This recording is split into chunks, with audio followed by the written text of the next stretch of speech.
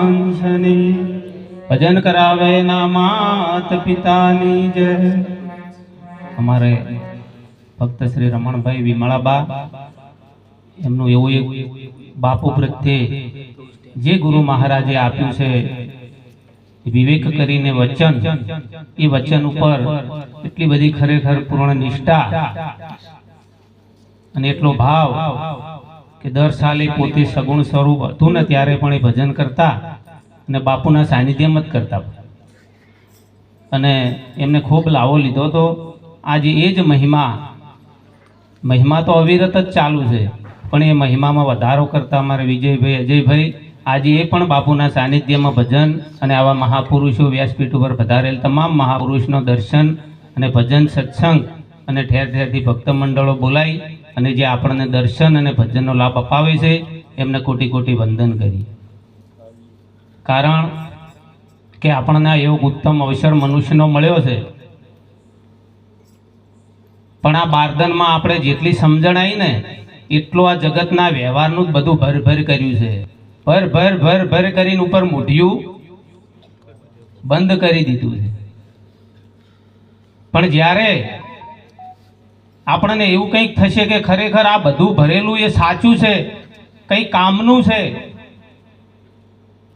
બોલો આપણને આ ભરવામાં આવ્યું છે કે સમજ આપણને આવી એમ બધું ભર્યું કે તું અમુકનો છોકરો છે, તું અમુક જ્ઞાતિનો છે, તું બેન છે, તું ભાઈ છે, આ એક કરતા એક આ બારદાનમાં બધું ભરવામાં આવ્યું, પણ પરમાત્માનું નામ કોઈએ આપ્યું અને પછી સાચા કોઈ સદગુરુનો ભેટો થયો અને એ નામ આ બારદાન ખાલી કયો થાય?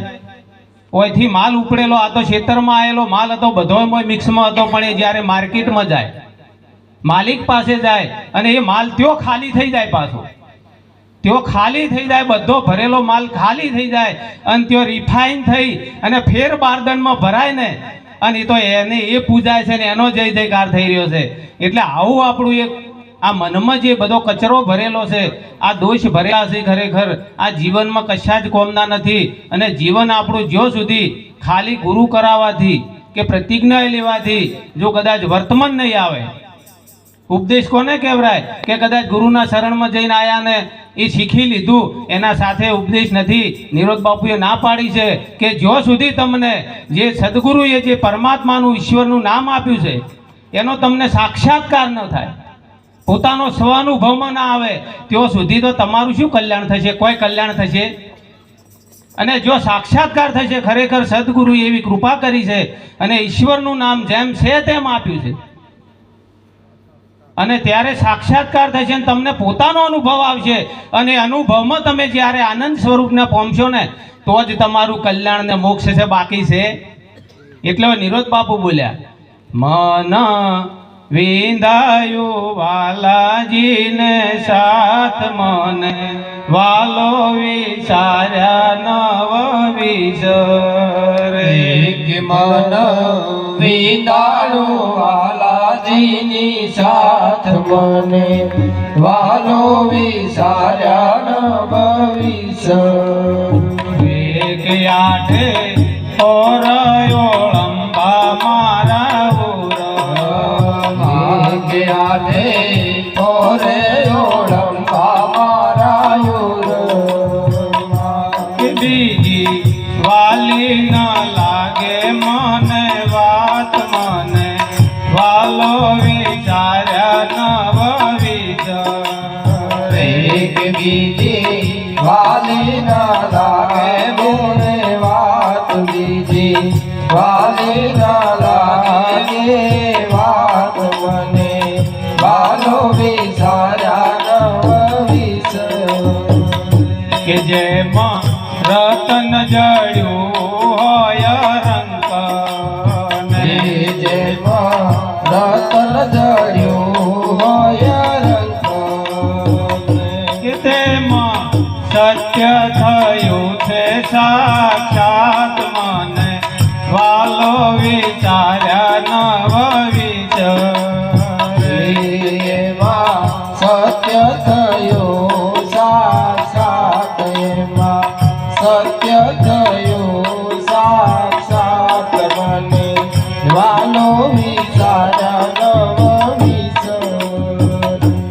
એવો ગરીબ વ્યક્તિ હોય ને એને કદાચ એવું રતન મળી જાય અને કોક પારખ કરાવે કે આ રતન સાચું છે, તારા જીવનમાં બધું જ મળી જશે તને, બોલો એનો આનંદ આમ સહેજે આમ ઉરમાં ઉભરાય કે.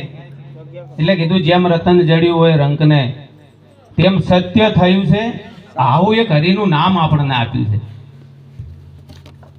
જેને કાજે દમે રે અતિ દેહને, જેના કાજે દમે છે અતિ દેહ, તે તો આવ્યું છે મારે હાથ મને, વાલો વિચાર્યા નવ વિચારે.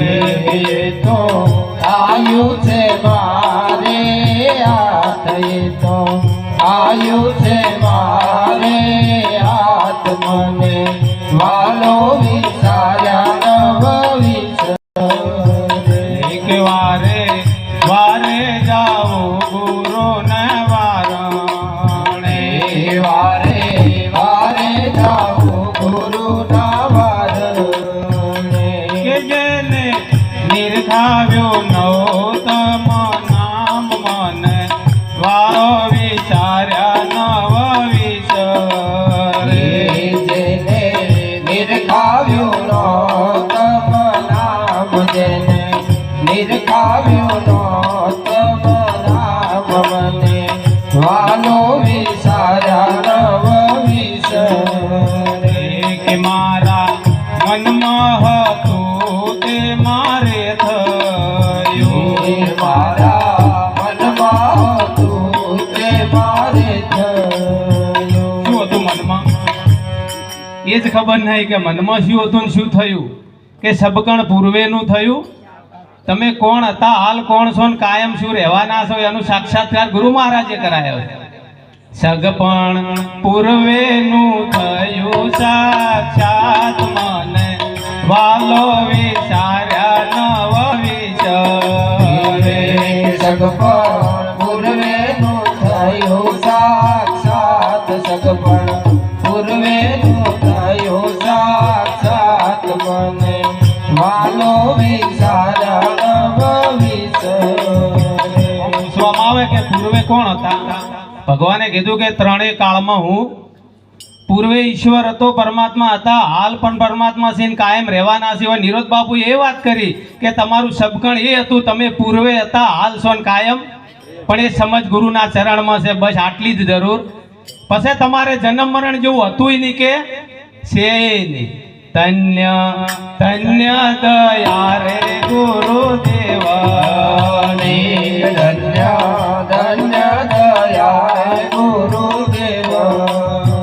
એક નામ નિરાંત નિર્જોય જાત, નામ નિરાંત નિર્જોય જાત મને, વાલો વિચાર્યા નવ વિચારે. નામ નિરાત નિર્જોય જાત, નામ નિરાત નિર્જોય જાત મને, વાલો વિચાર્યા નવ.